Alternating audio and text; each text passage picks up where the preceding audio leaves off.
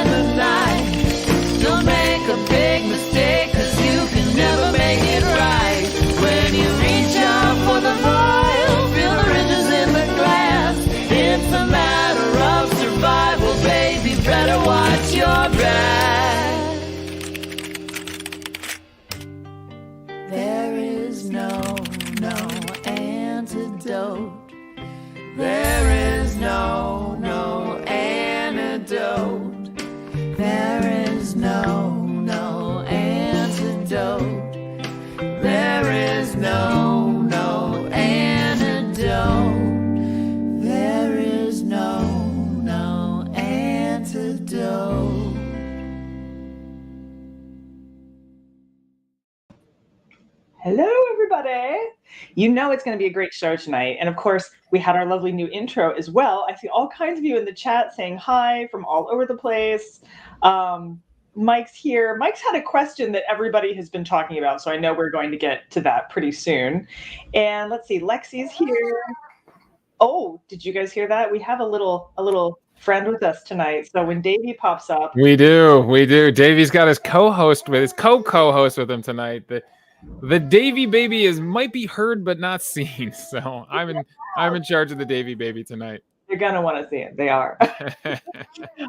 Some folks are telling me that it's a little hot where everyone is in Seattle, and some people said that it was 91 in Seattle. Samantha girl there.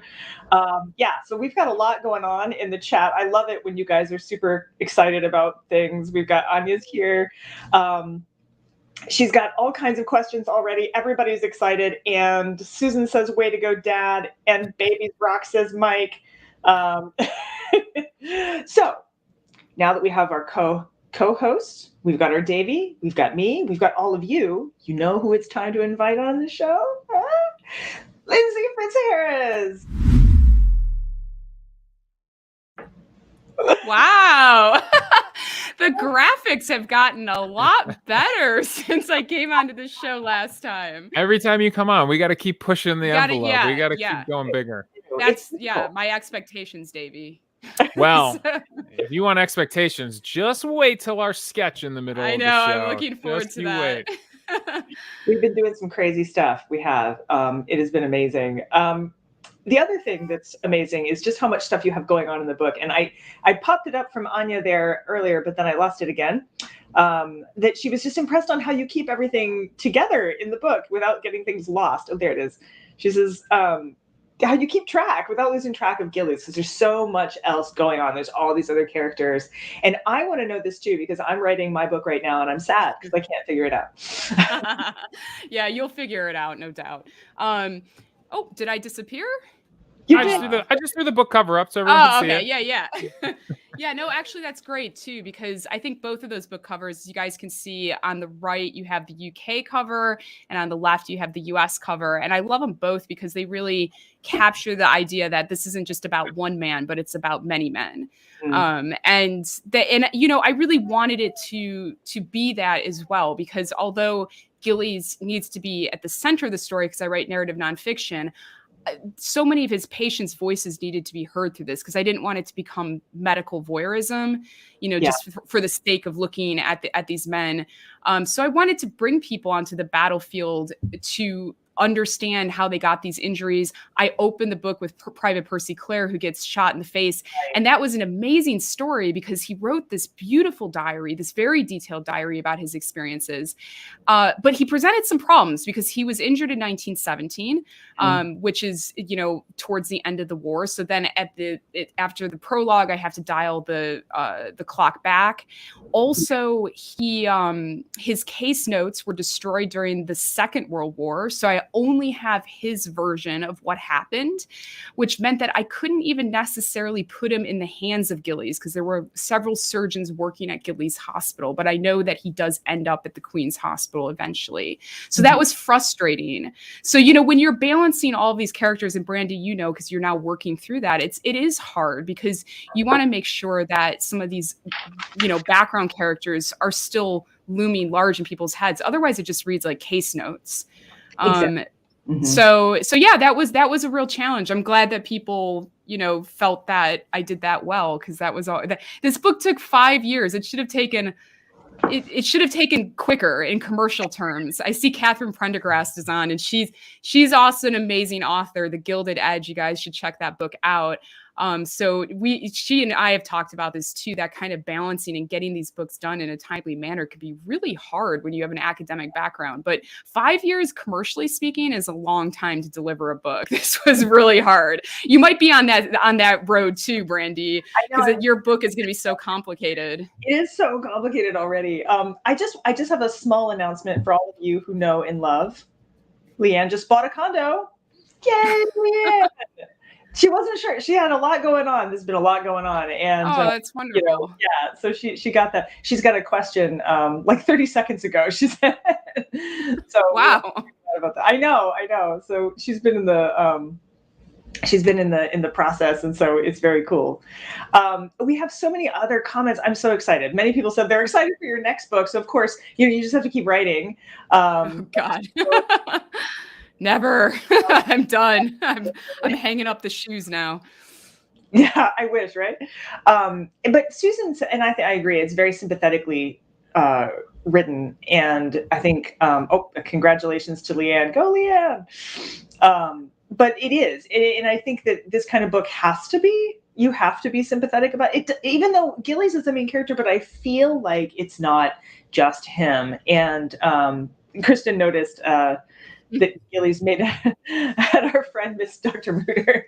Yeah, I mean, Mutter does do some reconstructive work. A lot of people, fans of the Mutter Museum in Philadelphia, which is a fantastic museum, and he did do some reconstructive work in the 19th century. But really, the kind of work that was being done before World War I was so small. I mean, there was a small number of patients undergoing reconstructive surgery, not enough to really try and test these methods. And so one has to even wonder how much these methods were even working in the past. And so Mutter does do some of that, but he's also not overly concerned, for instance, with the aesthetics of it. Of course, infection rates would be quite high in the 19th century. So there is a little bit of that. But, you know, Gillies, he was working basically without any textbooks, and he really had to rebuild these faces from scratch. But in terms of the voices of these people, I learned a tremendous amount through this process by working with a fantastic disability activist named Ariel Henley, who wrote a book called A Face for Picasso. And she calls herself disfigured, although that's not a term that many people would use today. She does call herself that. But we talked about words. We talked about language, because disfigurement or disfigured might not be something that we use today. But I felt that it was an appropriate word for these men in the past because they were disfigured to the society they lived in. We talked about the inclusion of photos. We talked about, you know, context. And so in the end, for me, this story had to be just as much about these soldiers as it was about Gillies, because it really is about making sure that we're not putting them on the metaphorical blue benches in 2022. And for anybody who's read this, they'll know that these men were forced to sit on these blue benches so the public knew not to look at them. So I didn't want to do that in this book. I wanted to make sure their voices and their stories were heard as much as possible, as much as the historical record would allow, and to include their photos, but within context. Mike, it's time. It's time. I've teed him up for it. Up on Facebook, and it actually started a discussion on Facebook before we ever had our group today. So Mike, I'm going to ask you to type that up, and while you're doing that, I'm going to pop up Leanne's question and also Catherine's question. And I just saw one blow by that I missed for a second about how you will have to tell us the story of how you got the descendant of Gillies to read the book. But first, question. So many reviewers were reluctant to post photos of the patients originally, because the first couple of reviews that came out, they were very, very generic. It says now starting to show them. What's changed? And I know you and I have talked about that a little bit, and I just wondered if you could say a few words about that. Yeah, it's a great question. I was annoyed. A lot of the early reviews, it was like a big photo of me or something horrible like that. There were two problems. So the guy who wrote the review in the Wall Street Journal, he actually came to my event in DC. He was super excited to chat with me. He said that he had gotten the Wall Street Journal to agree to show the photos, and at the last minute, the photo editor got nervous, and so he took them out. So they actually ended up using a photo of Anna Coleman Ladd, one of the artists who creates one of those tin masks for the men, which I get, that's not as graphic, but that's also not facial reconstruction. That's the mask. Yeah. So that was a problem. So, but there were two problems. There was the nervousness about the men's faces being too graphic, but also the museums and institutes that own the copyrights to these images are very nervous about them being licensed to the press. And that's been a bit of a back and forth. I tried to license them for the press to use. The institutes that have the copyrights didn't want that. I warned them that if they didn't do this, then these newspapers would find alternative ways around it, and they would end up picking the most gruesome photos. Some of these tabloid places, like over here in the UK, they would end up picking the most disturbing photos without context, and a lot of them might not even be Gillies patients. And that did, in fact, happen. So, it's one of those things. It's hard. Brandy, you know this because you worked in a medical museum. A lot of these places, and I get it, they're very protective of this material, but we need to ask ourselves, who has a right to see this stuff? And then what is an appropriate context? I hope that people will feel that the Facemaker provides enough context that we can view these photos without feeling like it's medical voyeurism. But, there's a lot of institutes that might disagree with that. Yeah. I think that I'm going to skip ahead. So I have several questions queued up, but I wanted to get to Mike's question, partly because I think whether or not we use the photos is a kind of blue bench question, right? Yes. So his question is, should we be allowed the luxury of averting our gaze from the horrors of war or other horrific consequences of certain actions and decisions? And he adds to that, I'm thinking about things like Emmett Till's body, much more recently, graphic photos of shooting victims and things like that. Not to mention the fact that these men actually lived lives. They had to go out and they're alive. They have to go out in public anyway. Is the refusal to print these pictures kind of like a blue bench situation? Yeah, absolutely. And, this was one of the things when I talked to my publisher about this book and I insisted that we use photos, there actually was a feeling at the publishing house that they might be too disturbing. And I said, I have to put these photos in because number one, if I don't, the first review is going to say it's a shame that Fitzharris puts these men on the blue bench again in 2022. It was important. And it's also important for the disability community. They have a slogan, nothing about us without us. And this book is about these men who were labeled disfigured to the society they lived in. We need to look at their faces. But again, there was an exception. So for instance, if someone died in Gillies' care and didn't complete the reconstructive work, I decided not to include any injury photos, only the pre-injury photos and surgical diagrams, because I just felt that, in that instance, they didn't survive the actual reconstructive work. But yeah, I think it is putting them on the blue bench, and it's frustrating. I just did an interview with CNN 2 days ago on the Amanpour show. And the weird thing is, for people who've never done an interview like this, you can't see the person interviewing you. You're in a really tiny room looking down a black box. You can't see anything on the screen. And I'm one of those people who can't rewatch an interview once I've done it because I just find it horrifying. But I did kind of just quickly scroll through when they posted it online, and I saw that they had used the photos of Private Walter Ashworth, who's one of my favorite stories in the book. He lays on the battlefield for 3 days, unable to scream for help because he has no jaw. Oh. And he has a very good end to his story in a way. His fiancée breaks off their engagement, but then the fiance's friend finds out and she ends up writing to him and they fall in love. And so he has some kind of lovely moments in the Facemaker. And I do love his story. And I was so pleased that CNN used those photos. I don't know how they got the permission to do that. But it was good to see him in there. So I'm very much an advocate. Let's talk about these men. Let's tell their stories and let's show their photos. Mm-hmm. And I know it makes people uncomfortable, but that's ableist. Our comfort isn't really in question here. It's an important aspect of the story that needs to be acknowledged. And Mike, who jokingly says, I need to learn to write shorter questions, but he also says, like, how beneficial was it to the patients themselves to know that people could opt out of seeing them as they were? So the question, it's something you and I talked about a lot, about the masks. Are the masks for you, or are the masks for other people? Yeah. It's really interesting. Yeah, I think that, those masks are so realistic. They always go viral when I post them, and they do look realistic in those still photos. But if you were sitting across from someone wearing one of those tin masks, of course, it could be unsettling. It doesn't react like a face. It's fragile. It would be very uncomfortable to wear over an injured face. So I always remind people, these men were wearing it for you so that you would be comfortable looking at them. And they were not wearing it for themselves. Nobody likes to wear a mask. Nobody even likes to wear a mask in a pandemic, let alone a metal mask over an injured face. So let's not pretend that this was like a pleasing or comfortable thing for these men to do. Exactly. In terms of the blue benches, because I know Mike asked this, the fact that these men sat on these blue benches, the Queen's Hospital in Sidcup actually is going to be opening the Gillies department in December, and I'm going to be part of the celebrations. And they're really trying to fly the flag of Gillies now and really get the word out about his work.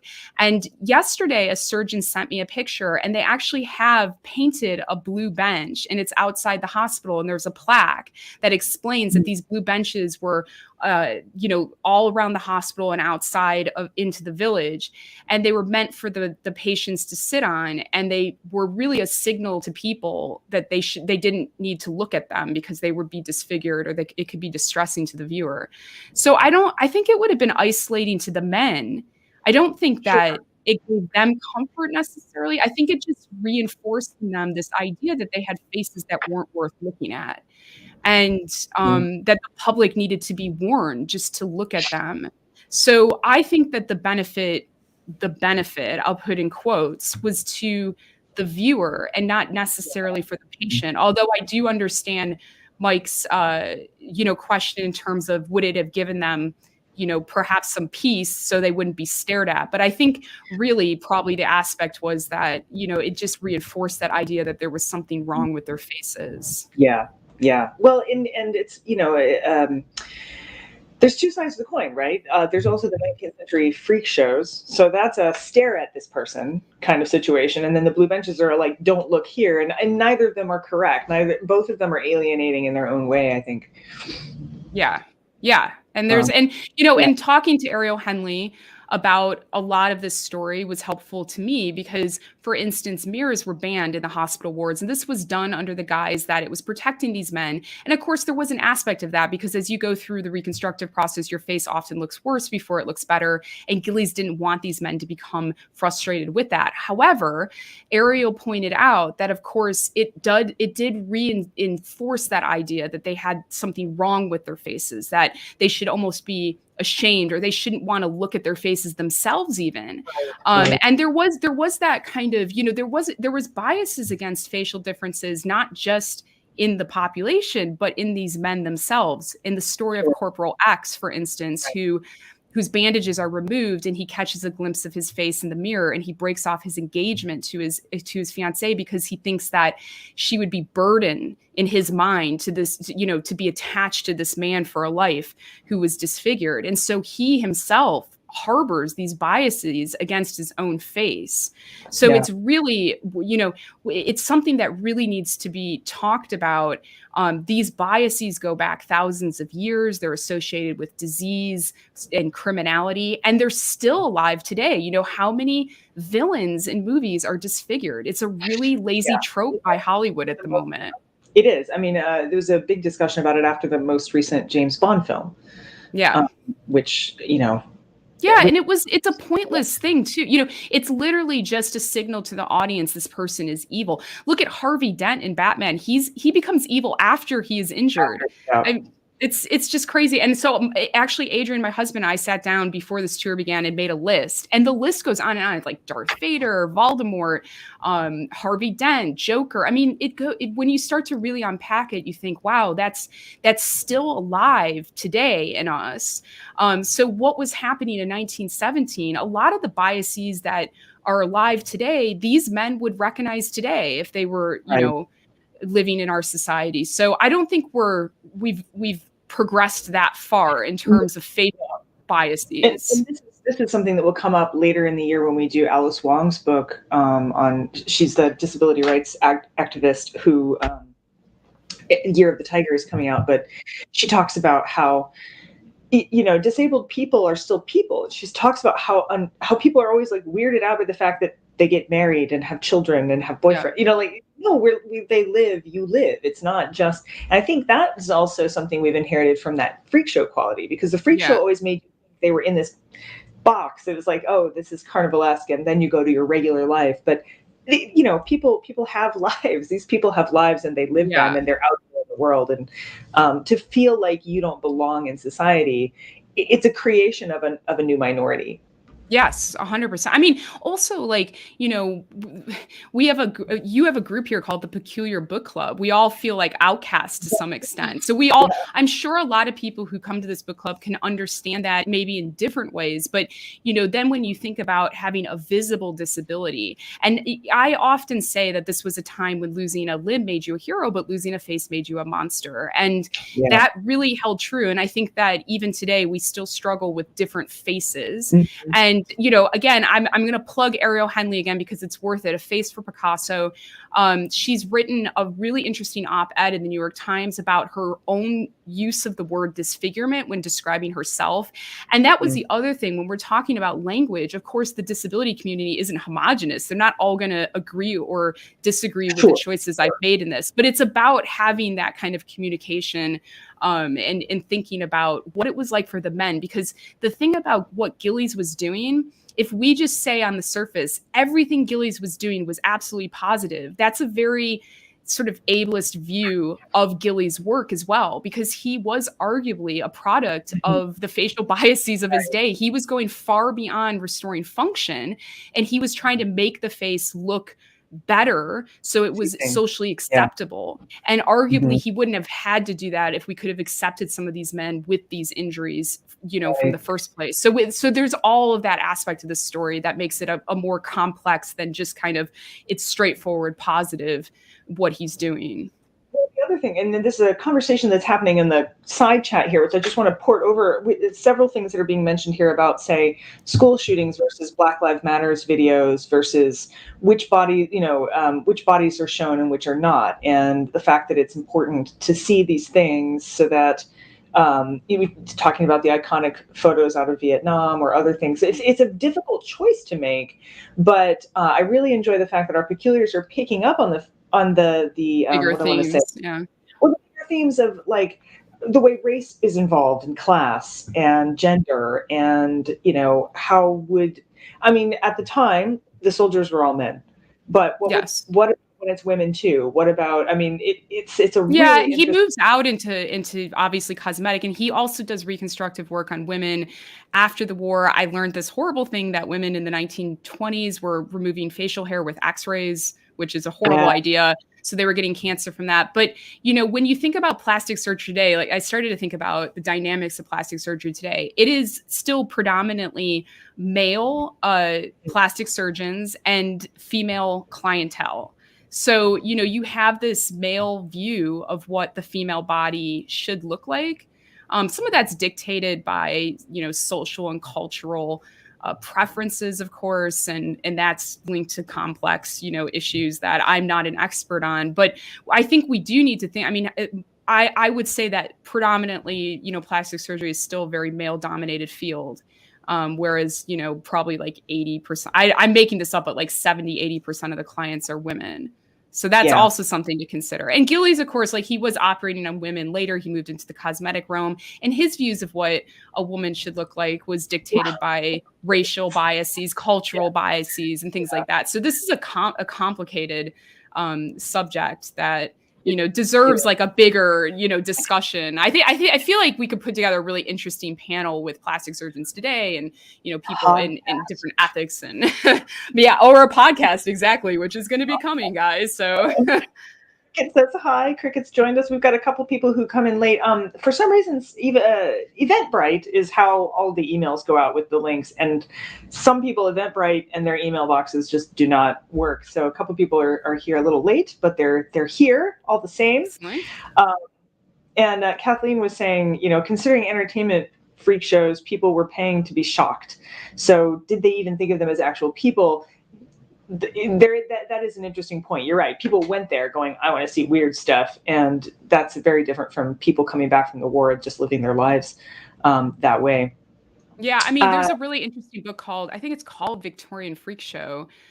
I can't remember the author now. Yeah, he'd be a good one to have on the show because, he looks at the kind of ethics of the Victorian period in these freak shows. And of course, obviously the people paying to come see these people in the show were not viewing. There was a lot of, objectifying of these people. But then also in this weird way, it was, I don't want to say empowering, but these people were also they were able to make a living rather than being institutionalized, which they might have been otherwise in the 19th century. So that's always a fascinating subject. That would be a really good one for the Peculiar Book Club. It would be. Sorry, there's another book too I was thinking about that a woman wrote, but I think hers was actually more about the performers, but all the same still. Yeah. So Leanna asks about the phalloplasty, which of course that's the one intersection of our books. I think you mentioned that article a little bit in there. Yeah, I'm passing the baton.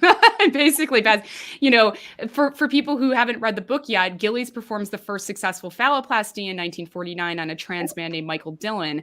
Now, I remember I knew this part of the story going into the book, and I remember thinking I wanted to do more with this, but then I was taught I write narrative nonfiction, so I really look at the narrative arc. And Erik Larson was like, if you do that, you'll have to get through World War II as well. He's like, it's going to be this huge book. And also, I'm just not the right person to write that story. Brandy's definitely the right person. So I feel like this is amazing because I'm getting to pass the baton. I mention it in the epilogue because it needs to be mentioned. It's a wonderful part of Gillies' story. But she's going to be doing the deep dive into the human side. And not really looking, I don't know what you're going to do, but not necessarily just the surgical aspect, you're looking at starting so far back. Right. Unfortunately, Gillies will kind of be an epilogue in mine too, because we mainly focus on the interwar period. So I get up to World War II, but I don't necessarily get a whole lot beyond it. But it is a really fascinating situation because Gillies manages to kind of be in two worlds. And that ends up being true for some of the physicians and surgeons I'm studying that this is pre-phalloplasty, but when they were started to do vaginoplasty, you have these plastic surgeons who are literally fumbling their way through creating female anatomy when they don't know female anatomy that well to start. Coming off of our last book, Vagina. Yeah. It's a real, it's going to be a very interesting story, but yes, and it's haunting her right now because she's slowly trudging her way through those. It's hard, the Facemaker, I've said this before publicly, but it wasn't the book I intended to write as my second book. I actually pitched an entirely different book to my publisher off the back of The Butchering Art. They were not convinced that was the right book. And so they said, what else do you have? And it really scared me because The Butchering Art did very well. And I just assumed that I would be able to write what I wanted to write next. And so I did the thing that Erik Larson told me never to do, which is to sell a book on the back of a napkin. And so I said, well, there's this guy, Harold Gillies. He was really, and they said, that's the book. And so I went into this knowing virtually nothing. I never really studied World War I. Brandy's much better at handling 20th century documents. I didn't realize the hell of getting permissions to access the stuff. I mean, it was a nightmare. I'm never going into the 20th century. I should never say never, but I'm never going into the 20th century again because it was so difficult to navigate. And it's scary because, and you know this even more than me because of the last book, but when there are people alive today that feel a connection to this book, and that's scary. Yeah. You feel like, you have a duty of care to tell this story in a way that's respectful, especially when you're dealing with disability and disfigurement and things like that. Yeah, that's true. And of course, with Mr. Humble and Dr. Butcher, I mean, the family members didn't all love the book. Really? Well, they weren't pleased with, I don't give a completely. He doesn't get off the hook exactly. That's true. Yeah. I tell some things that are not so nice about what he did, and not everybody wants to see that side of their parent. You know, you can see. Yeah. Well, Catherine Prendergast can also tell you some stories about that, because she's The Gilded Edge. You got to check that. It was one of my favorite nonfiction books last year. But I think that she also has some stories about relatives that kind of came and, whoa, harumphin' about, the way that this was in this honest, historical way. This story was told, and so it gets tricky. There's people that feel like ownership over subjects, and I had a little bit of that kind of because my training is early modern history. I've never, very spiteful granddaughter, Catherine said, it doesn't feel good either when it happens, because you want people to like the book, even if unflattering things are said about their relatives. But it's for the most part, I had a pretty good. There were there's 10 children, so I mean, you're not going to please them all. No, you aren't. 3 of them were very supportive, and the other ones were not unsupportive. They were just kind of like, oh, did you have to talk about, they weren't all that crazy about the title either. Title, yeah. I was gonna say, but titles too, they're really hard. I didn't have a title for this book until I wrote the epilogue. And what happened was I had so many bad titles. I sold the book under a bad title. In fact, when I sold it, I said, that's not the title. I know it's terrible. Like I can't think of anything better at the moment. And it was frustrating because I had sold the butchering art as the butchering art. I knew it was going to be the butchering art. And my next book is called Sleuth Hound, and I love it. And I'm going to fight for it, even if the publisher pushes back. My next book is on a guy named Joseph Bell, who was the real life inspiration for Sherlock Holmes. He was Conan Doyle's professor. So it's going to be a romp through Victorian forensics and legal cases and legal medicine. And it's going to be really fun. And I love the title Sleuth Hound. So I think that's going to be it. This one, I had no idea. And so I was writing the epilogue, and I came across a letter to Gillies from a friend who was congratulating him on his knighthood. And he said, Dear Facemaker. And I thought that's perfect. I just love it. The Facemaker. But again, this is a book about, many men. And my publisher also, the original cover was terrible. You'll just have to take my word for it. I hated it. And I told them I hated it because I books can die, in my opinion, off the back of, a bad cover. And so my husband, who's an artist, ended up coming up with this concept. We had to come up with something very quickly. Gillies wrote a book on plastic surgery, and the cover is a picture of his hands holding a scalpel. So we took this concept, and it's the scalpel, but in the reflection, you see the bandaged soldier, and that's based off a real photo of a soldier. So I loved it again because it was about many men as well as one man. And then this UK cover, the Penguin, my UK publisher, just really nailed it. I thought that was such a cool cover. It's really beautifully designed right down to the back here. It's a very cool book. So they got it right. My US publisher struggled, but we in the end we got 2 really cool covers that I like equally. But yeah, titles are terrible. So like I get the family were kind of like, ooh, Dr. Mr. Humble Dr. Butcher. I get why that could great, but I thought it was a great commercial title. His actual names that people gave him. So, it's not my fault. Yeah. Exactly. I know. And it was a great commercial title, that not all those decisions are entirely in the author's control either, which I think a lot of people don't realize. Well, I think I see Davey. Davey, are you still there with us? Or maybe I don't. There he is. Of course I'm still here. What else would I be doing? Definitely not entertaining a baby this entire time. But we have arrived at our halfway mark in the show. And with that adorable sound effect that I just heard there, I think it is time for us to have our musical guest, which is we're doing something new at the Peculiar Book Club. So, of course, our house band is still Charming Disaster. They were just here, and I took them to lunch, and they got to pet chickens and all that. But in addition, we are bringing in some new talent, and this is a chance to give people to see a whole new group of bands. Many of these are friends with Charming Disaster, and the one we have for you today is called the Dust Bowl Fairies. And so, take it away. Hello, Peculiar Book Club. We're the Dust Bowl Fairies. duet. That's fairies spelled F-A-E-R-I-E-S, the old peculiar English spelling. I'm Ryder. And I'm John Wooden. We're going to do one of our dark fairy tales. It's a bit of a tragic tale, which is our specialty.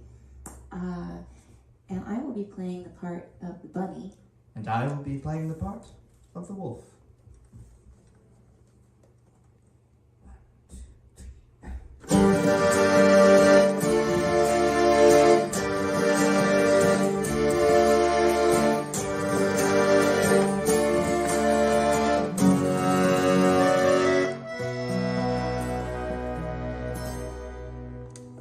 A bunny and a fuzzy wolf, those sweet lovers of the woods.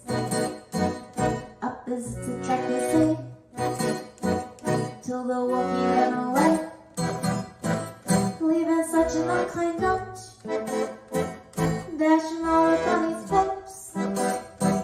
Pack your bags and join your horse, oh sweet lovers of the woods.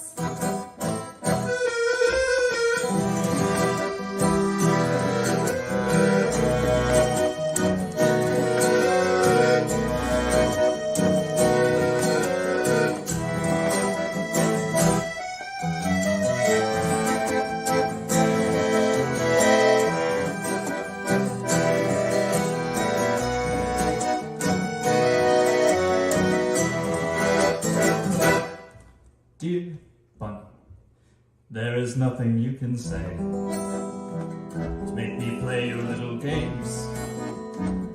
You are fluffy, it is true, and I am done beholding you.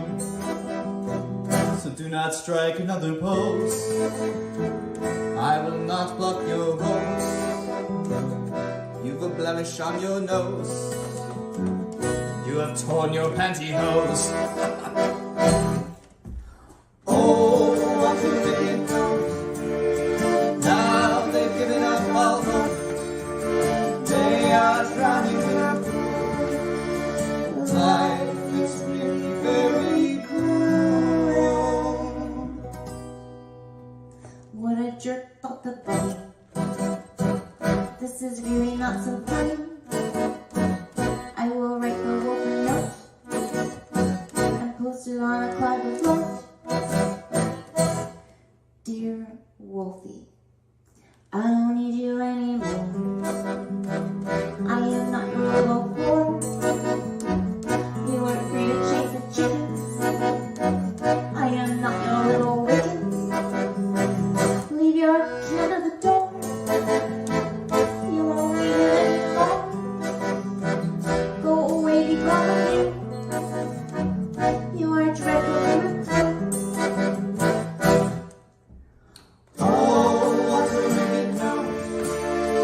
Now they've given up all hope.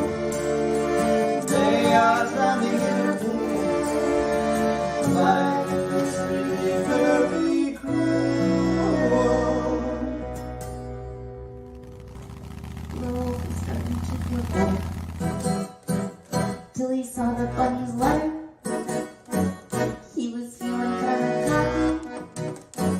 Now she's crushing on his oxy.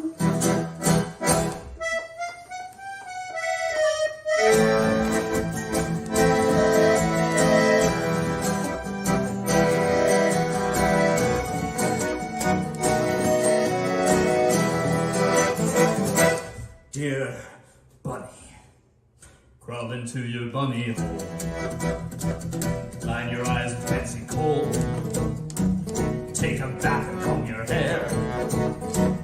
You're so cute, but I don't care. Opposites attract, they say, till the wolfie ran away. Pack your bags and comb your hoods, all sweet lovers of the woods.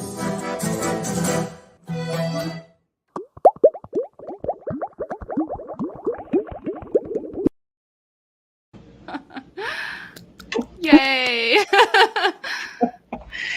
Yeah, well, you know. That's amazing. Sorry, I have the wrong earbud in. There we go. Yeah. So that was a little claymation from the Dust Bowl series to break this up a little bit, I thought. So Love it. By the way, like in case people don't know, I know that we've talked about it before, but we are launching a podcast this fall. So we're still working on all of that, but you're going to get a lot of Brandy and me very soon. You're going to hate it. You're going to hate the sound of my voice very soon. That'd be so good. And the trick is, the sneaky trick is, while the podcast will be available to anyone, only those of you who are subscribed get to send us questions. So we will be building the podcast around things you want to know about from us, which is pretty cool. The podcast will have a name, yes. We think we're going to call it Peculiar Histories. Isn't that correct? Yeah, I think so. We're still working on it. We'll have a few drinks and we'll figure it out.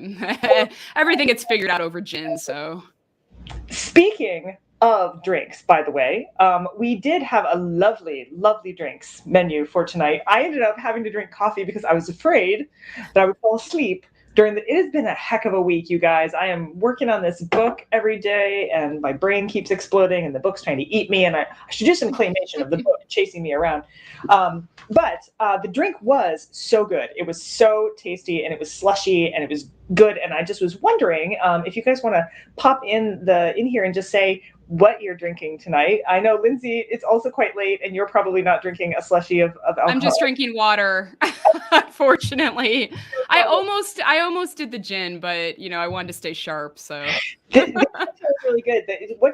So this is Kat. Kat is our drinks maven. We now have mavens, peculiar mavens, and they help us by doing lots of fun things. Jennifer does our Goodreads, and Lexi, and actually we've got all kinds of people. Leanne. I'm missing some people in my brain because that's what happens when my brain is tired. But they're all helping out, and Kat creates cocktails for us, and she comes up with the menu, and then the names go up online. And we decided to call this one Scroggy Grog. I saw that in the newsletter. I love it. And for those who haven't read it, Dr. Scroggy was Gillies' alternative persona. It was kind of like a Patch Adams type thing. He would dress up in this alternative persona. He would go into the hospital and he would bring oysters and champagne, and he would gamble with the boys, all the things that were technically banned at the hospital. And he would do this occasionally to lift their spirits. So he was quite a character. Yeah, he's quite the guy. And I like the idea that he let them get away with things that they weren't technically supposed to do, that he would get on them for, during the day, but in the evening he was like, person. Yeah, and it was a weird dynamic too, because he would say, don't worry, Sonny, you'll have as good a face as anybody. But some of these men were obviously, they were older than Gillies, but there was this kind of paternal relationship. And, he was working on them for months, years, sometimes even over a decade. So there was a real friendship that formed. Some of these men went on to work for Gillies.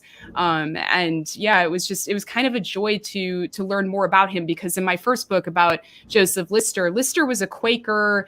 He was a Victorian. There wasn't a real sense of a fun personality there, certainly. And that was hard, actually, because he could be quite boring, which served the book well. I'm always still thinking about the movie, because I'd love to see a movie made of it. I'd love to see a movie made of any of my stuff, but also the Facemaker, because I'd love to see an adaptation where we're seeing disfigured faces of heroes rather than villains. But someone also asked about the connection with Gillies' family. Gillies has a great nephew who's very famous. His name's Daniel Gillies. He was in the Vampire Diaries and other TV shows, I think the originals. And I just joked to him on Twitter that he should read the Audible book, and he agreed to do it. And I guess as he was recording it, he would stop and say, I didn't know that about my ancestors. So it's been really fun for him to learn about Harold Gillies through this book. And it's been fun. It's been great for me. Would Gillies play, he's interested in getting involved apparently in an adaptation. I guess if you guys Google him, he's a very good looking man.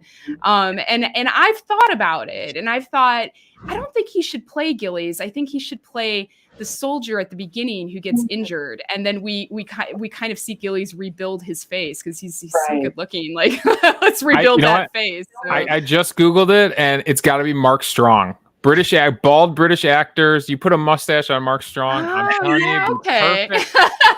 The thing is, it doesn't actually, I guess, need to technically look like Gillies because nobody knows what he looks like. But I just feel like Daniel Gillies is like, he's too good looking to play his great uncle. But it would be great to kind of like damage his face and then bring it back to kind of the quality that it is. I don't know. I hope he never listens to this, like all these like crazy ideas I've thought about. But I hope that if something comes of it, he'd be involved because he's a great actor, and it'd just be fun angle to have him involved in an adaptation. No, I agree. But what I was thinking, Lindsay, is it takes so long to make a movie. He might be, this could be like 20 years from now. He might be ready. He might be ready. Yeah, he might be balding at that point. He might look more like his uncle. I mean, I think also it's probably more a TV series. Downton Abbey meets ER, and you could bring out all these different, because there is an arc to the Facemaker, but Lister's story about germ theory, there's a very definitive arc there, and it's one solo character, Joseph Lister, throughout. This one feels like it could potentially be like a limited series where you're bringing out some of these other soldiers and their stories. And a girl can dream. I mean, we always are dreaming of adaptations, but mostly because I just love the medium. I would love to see something like that come to life. But it's a big ask because it's really hard to get anything made. Mostly Hollywood is just determined to say no to everything these days. So, well, I mean, the cinematic experience is almost gone. It's all about streaming services now. So yeah, I know. That's deal. true. Yeah, it's sad though because like I do love the big movies. I saw Top Gun recently, and I mean, Tom Cruise is crazy, but it was a really good movie, and it was like the old school popcorn movie. It felt even better than the original, and there is something still thrilling to seeing all of that. And so I hope that doesn't go away forever because I do love those big Hollywood movies. But it'll be around. It'll be around. Pause and ask questions. Why? I need to Google that. That's the last thing we did for fun before the Davey baby was born. We're like, we're not going to go see a movie for a while, so yeah. Well, Davey, since you're here with us for the moment, I do wonder if it might be time for a little video action. I think it's time. Speaking of having fun, I didn't describe Harold or Daniel Gillies as an absolute unit. Someone anthro girl. I wish I had said that though, because that sounds hilarious. And I am now. That's going to be in my head. Shoot, at interviews, I'll be like, Daniel Gillies is an absolute unit. Oh, that's funny. Sorry, I saw that in the sideline. I was like, wow, I don't think I would have said that, but I'm going to steal that from this point on. I remember you saying that too. So but really. Wow, I must have been drinking that night. So it doesn't sound like something I'd say. Susan Ballinger's like, no, you did. I got to look back at that video. Jesus. All right. To Daniel Gillies now. He has to see the show tonight. Oh, we can find the audio. I love it. Andrew Girl's like, we'll find it. Yeah. Kiva, authors, they're just like us. So we did have a bit of fun. So I did not come up with this idea at all, but I was a willing participant. Yes, she was.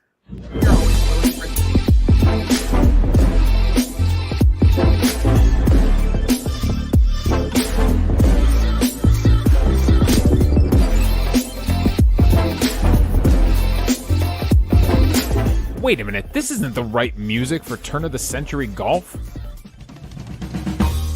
That's better. All right, sport, you ready to play? I'm ready. All right. Now what you got there is called a wood. Wood? Mm-hmm. But it's not made of wood. First thing we're going to learn is the stance. Now that's baseball sport. Club is down on the ground. What could possibly go wrong? There we go. Oh, you didn't hit the ball. That's usually key to the game there, sport.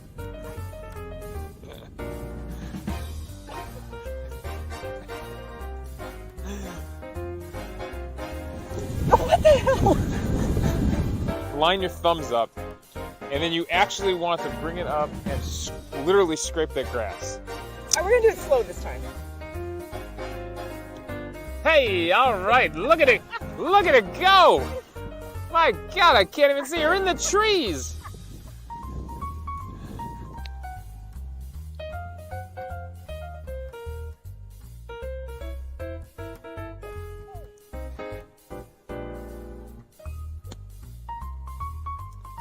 I have intentions. They just don't travel down to the ball. Now you're supposed to aim at anything in particular, or? We'll get to aiming. We gotta work on striking before we get to aiming. Okay, we got a bigger club out. What could go wrong? Oh. There it is. Nothing can stop you now. That's right. Don't you supposed to have that form though, or?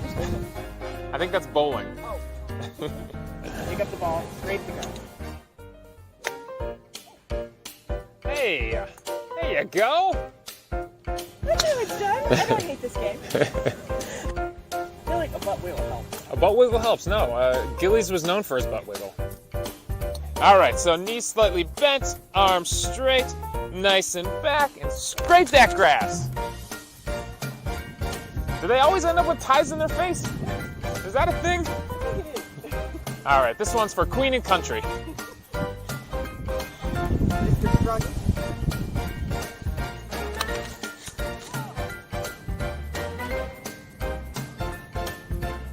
We even raised it up on a tee for you.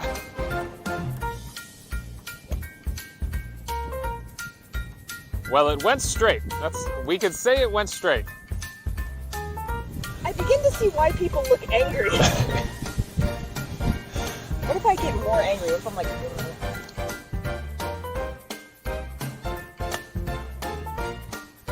I think that kind of works.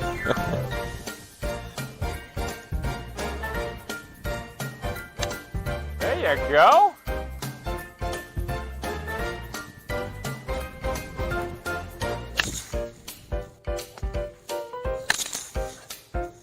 There we go. All right. This is what a golf club looks like after Brandy's done using it. I have aggression issues. All right, before you can officially be called a golfer, there's one more thing you have to learn. What's that? Putting. Putting? Is that like pottery?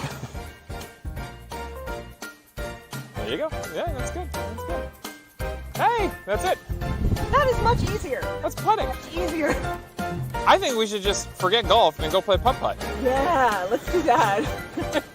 Well, Brandy, we've reached the end of our golf lesson. What do you think of this sport that Harold Gillies mastered? I'm surprised you didn't have a lot more rage. Yeah. Yeah, like rage and rage. I mean, at some point being a surgeon is easier, I think, than being a golfer. Yeah. Well, that's maybe why he stuck with surgery instead of golf. I would, frankly. You know, plastic surgery or playing golf. Bye, peculiars. I would be terrible at that too. Oh, and I was telling Brandy that I've been really lucky with reviews, but there was one little cranky review in the UK where the reviewer said I hadn't spent enough time talking about Gillies' golf career, and I was like, wow, weird. Why would I? I don't know.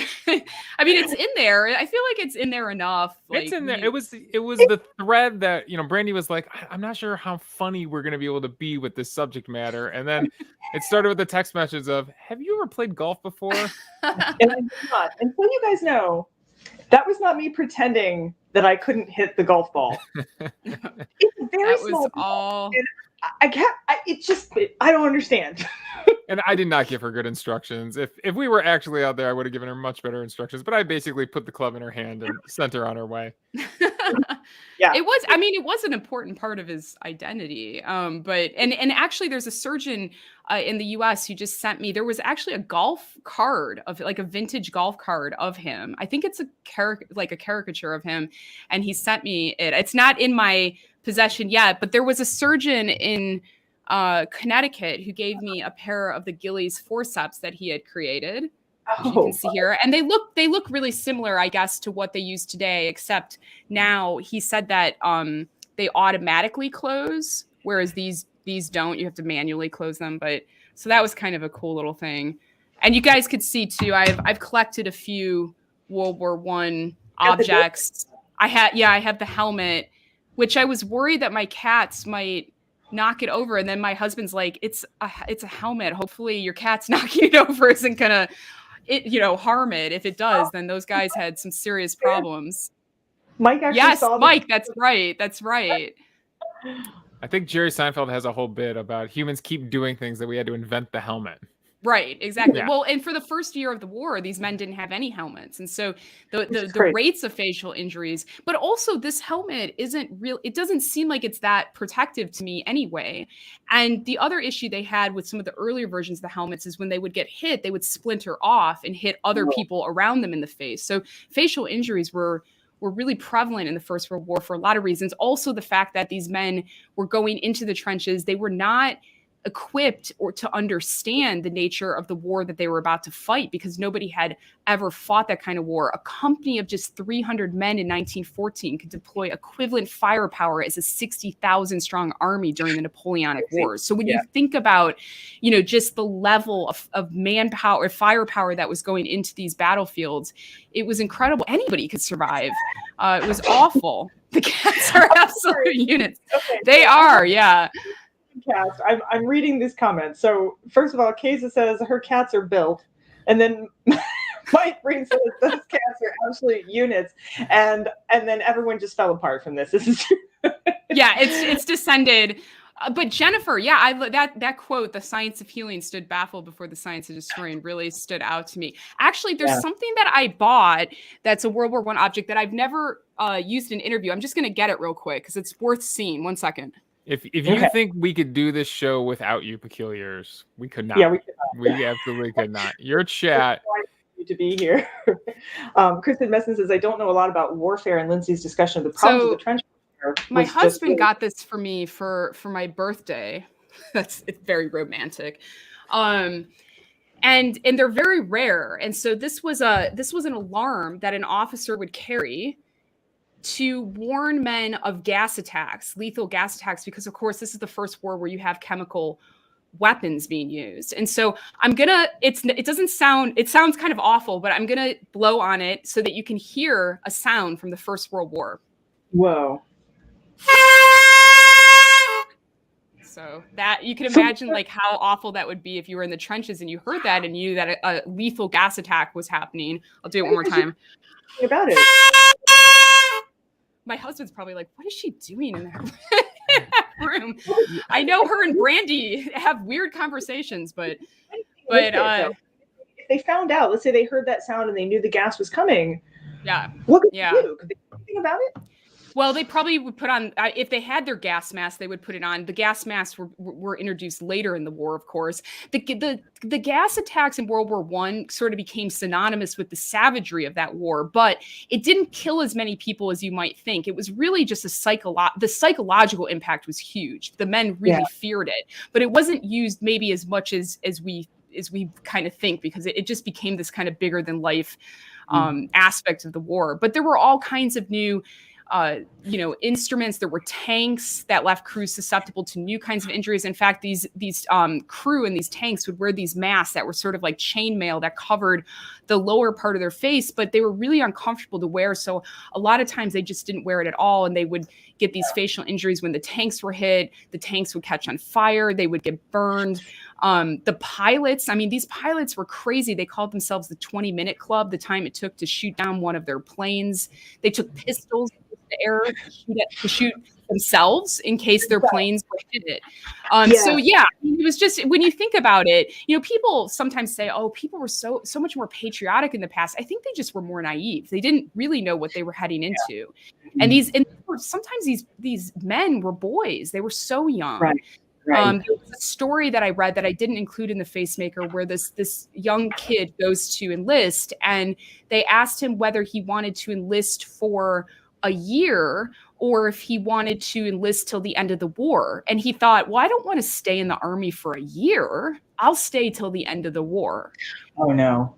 Right. And then it went on for 4 years. So they had no idea what was awaiting them. And it was such a strange war because it was both modern and it was old school. Like there were a lot of injuries with horses kicking men in the face. And there were a lot of horses who died, of course. People have seen War Horse. And so it was a weird combination of new technology and very old technology, and that kind of clashing that made this such an awful event. Well, and we got a couple of comments over here. One, the idea that it was going to be over by Christmas, that people just thought it was going to be a quick thing. Yeah. Susan talking about seeing I've seen original planes too, and they just look like death boxes with wings. Horrific.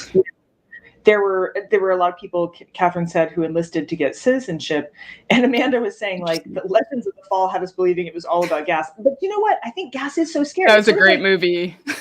I mean, Brad Pitt in the 90s. I mean, it was a great movie. But yes, it was. Remember that gas scene, and he's like crawling through it, and it was terrible. I mean, trust me, there were definitely gas attacks during World War I, but more men were dying from other means than they were dying from these gas attacks. It's just that it became such a feared thing, and it really kind of lived in the imagination of these men. And yeah. Oh, sorry. Don't you think too, though, that it's this invisible thing? It's not a bullet. It's not there's something creepy and disembodied and Dracula-esque about it. Yeah, and using science to kill, I mean, of course, so much of the technology was science to kill. But yeah, I think there was something about that, the invisibility of it and not knowing what it could do to you. So the gas attacks definitely, and the gas masks were so creepy. I have a lamp made out of a gas mask. Of course I do. It's actually, I believe it's a World War II gas mask. I found this in like an antique shop around here. And this guy said, "Oh, I made that." And my daughter said nobody would buy it. And I was like, they didn't count on me stepping into the shop. I'll have to get a picture up so you can share it on the Peculiar Facebook page. But they were very, it made everybody look very inhuman. And there was something, it was like a faceless war, actually, on many levels. That was a title I played around with too, like something about facelessness and the facelessness of the casualties at the time. But God, titles.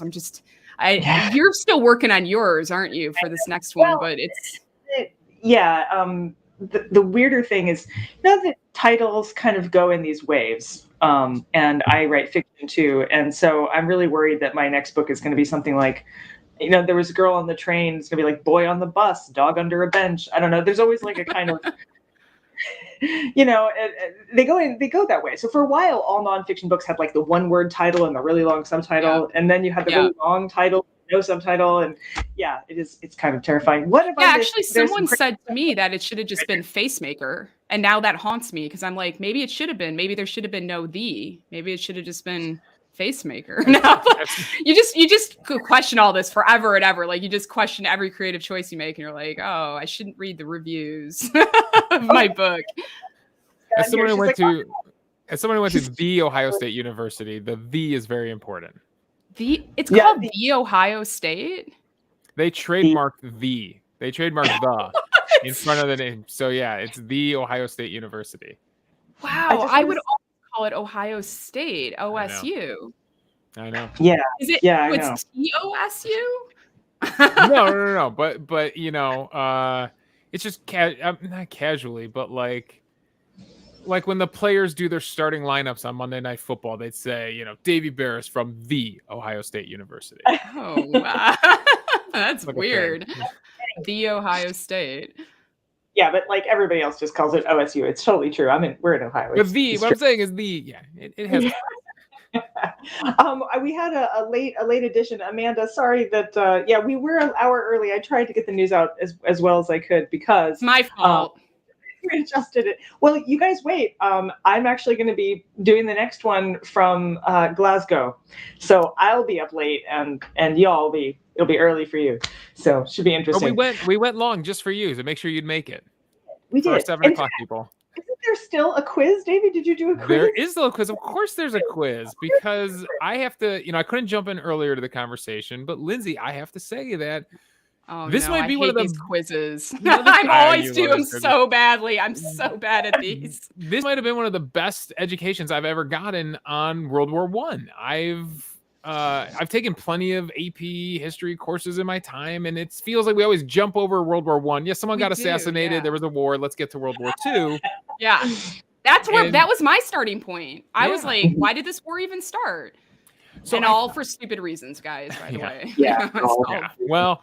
We're going to go back to that reason because I thought about like TV shows about plastic surgery, but they're all so superficial and have the same complaints and things like that. So I thought, let's go back to World War I. Let's learn a little bit more. And the quiz this week is called, wasn't Franz Ferdinand in a band?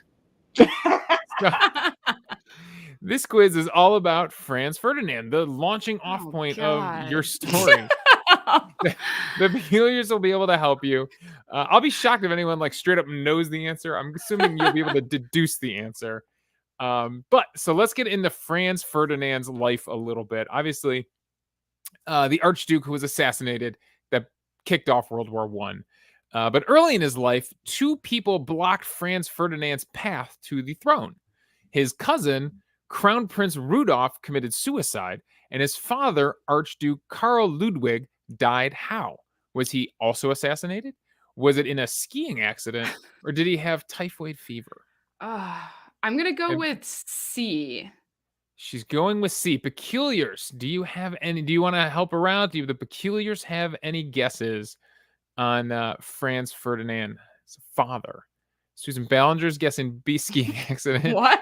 Did they ski back? I'm assuming they skied back then, right? I don't know, actually. I was assuming it was a hobby back then. I mean, it could have been assassination. I guess, yeah, because if the parallels between all these assassinations, it could be A. All right. Well, she guessed C. Well, you have a final answer? Do you want to put in a final? C. So you're sticking with C? Yeah, Catherine, the answer I is agree. C. Yes, it is typhoid fever. That's how his father That or unfortunately went dysentery. out. Yeah. All right. Question number 2. Franz Ferdinand's marriage to Sophia Chotek was controversial, falling in love with a lady in waiting to the Archduchess Isabella. The Emperor Franz Joseph agreed to the marriage, but it was considered blank. Was it considered unlawful in its time, unblessed, or morganatic? Morganatic. Ooh.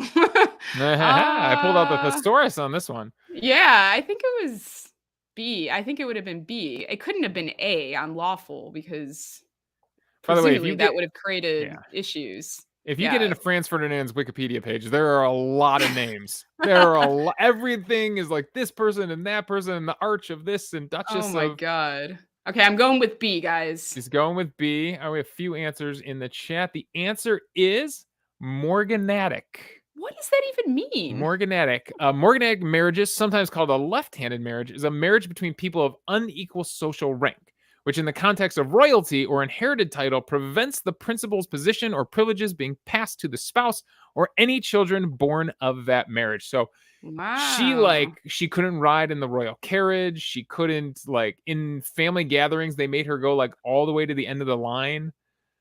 Wow, it's a shame that she was in the car with him on that day. It would have been nice if they had kept her out of that. I know. Wow. So interesting. But he was in love and he was determined to be married. Wow. And our final question, a little bit about his politics. He was a leader after all. And as a leader, Franz Ferdinand had some surprisingly liberal views, advocating for blank during his political career. Was it autonomy for ethnic groups within Austria-Hungary? Was it increased religious freedoms? Or was it reduced military spending? What do you think the liberal policy that he it feels like it shouldn't be A, because that's kind of what he was. What do you think, guys? Everybody's like, maybe C. I feel like A and B are too liberal. Oh, Catherine thought A. Okay. We'll give you the details.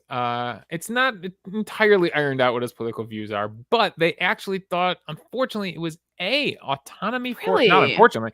Autonomy for ethnic groups. Fortunately, he was forward thinking, that bastard. It says here, especially the Czechs in Bohemia and the South Slavic peoples in Croatia and Bosnia.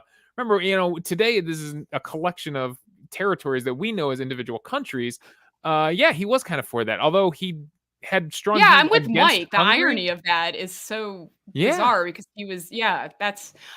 Also, I do talk a little bit about his assassination, and my editor made me cut a lot of that out. But that's such a crazy story, because I didn't realize this, but one of the assassins throws a grenade. It misses his car. He then is brought back around on the parade route by accident. So it's like if Oswald missed JFK and they were like, let's bring him back around for another go. And then, so it's just one of those situations that's such a bizarre story that you just think maybe we were fated to enter this horrible conflict. But you want to talk about fate? He actually, this was going to be another trivia question. He actually almost died like a year earlier, he was visiting England and they went on a hunting expedition. It was a bad part of him. He was really into big game hunting. I didn't want to bring that up, but there was an accident, a rifle accident. He almost got shot, like a bullet whizzed past him. Jeez. So the person who was hosting him in England said, like, it's almost a shame he didn't get shot, Right? because then there wouldn't have been an assassination. Oh my gosh, it's crazy. And the guy who who ended up assassinating him died just a few days before the end of the First World War of consumption. So it is such a horrible story on so many levels, how we enter this terrible conflict, which then sets up the Second World War. And it's just this defining moment of this kind of, haphazard assassination there. But I'll tell you, listening to that in audiobook form, that whole chapter there on the assassination kind of was a thriller. I mean, it really. Oh, that's good to hear, because my editor's like, there's a little bit too much of this, and I said, but look, the other thing was I made the New York Times with this book, which was a real thrill for me. And Brandy I was on the plane flying from LA to New York, and she sent me. I think you were the first person to send me a message before and you were like, all it said was "tell me," and I literally just heard from my agent, and all he said was 13, which was what I was waiting to hear if I had kind of squeaked on. But I was so excited because I looked at the list this week. My manager manages Ice-T, and Ice-T's got a book out this week, and I was looking at the list this week, and only 2 new books have made the list this week. So there are a lot of books that hang on.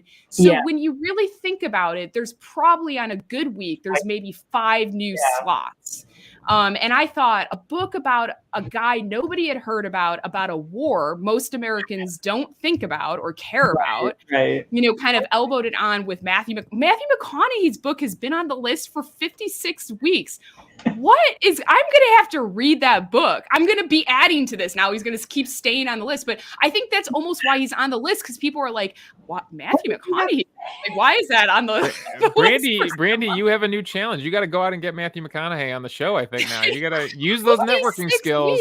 Has any peculiar read it? It's called Green Lights. I mean, I heard him interviewed on Mark Maron. I heard him interviewed on WTF with Mark Maron.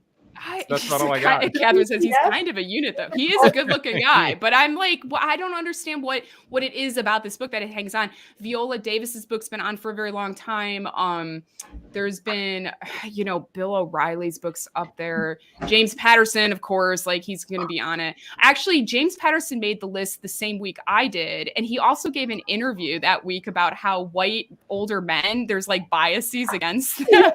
It's like he had 2 books on the New York Times that week, and I was like, 2 thumbs down to that answer. I don't think he's suffering at all, but I'm loving I'm really excited about the number of times we've used the word unit in this particular show. It's actually really excited. The other things that make me excited is we have giveaways. And first of all, we give away t-shirts. We give away a t-shirt. So you guys, I don't know if I can hold this high enough. Ta-da! The Peculiar Book Club. It's got a little blood on it too, just for fun. You can't buy these. You can only win them. So we're going to give away 2 every show, and you can win a shirt, but you have to be registered. So that means you got to come back, but it also means you got to get your friends. So our 2 shirt winners today are, and I've written them down, but I realize I think I misspelled one of your names. I apologize. Amanda Dallas and Keza B, you guys are the hat picks for the tea, and you guys will just need to email me at peculiar@bskillace.com, or you can get to me on my website. But you send me an email with your size and your address, and you win. Yes, Keza, you did. And also Amanda, which is fun because Amanda got here late, so I'm glad Amanda's here. Amanda, you want a t-shirt? You need to send me and send me your address. So those are the t-shirts. If you like those, they come in a variety of different colors, and so I just kind of pick and choose depending on size, and you get them. You might win. You might win again. We also are giving away a book for the best question, and I'm sorry. Well, I don't think there's any question about who the best question was this particular time. Spent like almost half the time discussing the blue benches. So I want to say, Mike, Mike, you got it. You Mike. And you know what? Mike, he met me in Connecticut. So Mike, I'll send you a UK copy. It's a different cover since you already have the US one. And I'll send you one of the edible bookmarks, which you might already have. Oh yeah. My friend Annabelle from Conjurer's Kitchen made edible bookmarks with both of my book covers. You wouldn't believe that they're edible, but they are edible. So I'll send you one. So send me your address and I'll get one. And thank you for engaging with this book in such an interesting and thoughtful way. I'm picturing like a piece of lettuce, like a romaine lettuce stuffed in a book, edible bookmark. Yeah, like a little, I know. She's so talented. I met her up in it. Isn't anything in the kitchen an edible bookmark? I know. Kitchen's kind. She makes all kind. I mean, she'll make like literally. She could make like this book like a cake, you know, and it looks exactly like a book. And she's just so talented. So I'll stick one of those in as well. Like how, and you can stick it in the book, so it's flat. Yeah. I'll send one. Or no, I'm going to see you in a week anyway, Brandy. So I'll bring you some. It's like wafer paper, exactly. Oh, that's fascinating. All right. So, fruit roll-ups are not good bookmark. No. No, it's not a fruit roll-up. Any bookmark is edible if you believe in yourself. This is amazing. I feel like we could easily continue talking for the rest of our lives. But we will actually, in fact, Lindsey and I are going to be having a podcast, and we're going to be doing it all the time. So whether you want it or not, we're going to be doing it. Other things, a couple other announcements, and I promise we'll let you leave, which was we still have about 60 of our Peculiar Book Club Season 3 shirts. I am only selling them through Season 3, so you need to get them before then. And if you order them before August 15th, you also get discount shipping, and that's $4 anywhere in the world, which is pretty good, actually, considering the shipping is definitely more than that. So please order them. It has all the names of the artists, the authors on the back, and can never get enough peculiarity. You can't, it's true. I hope that you guys will order them. But are the t-shirts edible? If you believe in yourself, believe in yourself. Right, well, listen, guys, too. Also, make sure about the size, because Brandy kindly brought me one on book tour, and she's like, "I brought my size for you," and it's like a belly shirt. I was like, "Wow, this is like a Hooters t-shirt on me. It's very tight." I put it on the other day because I was like, "Oh, I need a t-shirt. It's so hot." And I was like, "Oh, this is obscene. I can't walk around like this." So. Be conscious of the sizes. They run a little small, or I run a little big. I don't know, but definitely think about the sizes. That's not. I am not a size 2T. But I have no breasts, so that's probably part of it. I don't know. No, it was just funny because you took it out and you're like, "I brought you my size." I was like, "Oh," and I was like, "Oh, let's see how this works." I mean, I got it on, but it was definitely obscene. My husband liked it. He was like, "Yeah, that's like the right size." Well, and I'm also wearing the pin. This is a pin that Lindsey gave me. Oh yeah, it's a lovely octopus. Oops. So anyway, I'll get you a bigger shirt when I come to visit you. No, don't worry. I'm just saying, everybody be aware of sizes. Size up. Getting it off is the trick. Yeah, I bet it is. You know, I had to cut it off basically in the end. I was like, I can't even get this thing off. We were having a heat wave in the UK, so I thought, oh, a t-shirt, and then I put it on. I was like, oh, my neighbors are gonna be like, whoa. You look like my size to me. Yeah, no. You're both on this tiny screen, yeah. Yeah, exactly. Oh my gosh. Well, it's always so fun to meet all you guys. And I also want to just say a shout out to the Peculiar Book Club, because I don't think there was an event I did on this book tour where there wasn't a Peculiar there representing, which is great because it's super grueling. I'm one of those authors who I love that people love the books and come out to support me, but I do find them really stressful. So it's so nice to see people out there, supporting me. So thank you to everybody who came out. That meant a lot to me. And so Brandy and Davey, you've created such an amazing community here, and it's growing every day, and I love it. Peculiars, we would be nothing without the Peculiars. And so once again, thank you, Lindsey, but also thank you to all of you for coming. You're amazing. You make the show what it is. And we're so happy that you're part of our big weird family, because it's true. If you are weird, your family. You got the blue bottle blues when you wake up in the night. Don't make a big mistake, 'cause you can never make it right. When you reach out for the vial, feel the ridges in the glass. It's a matter of survival, baby, better watch your back. There is no antidote. There is no antidote. There is no antidote.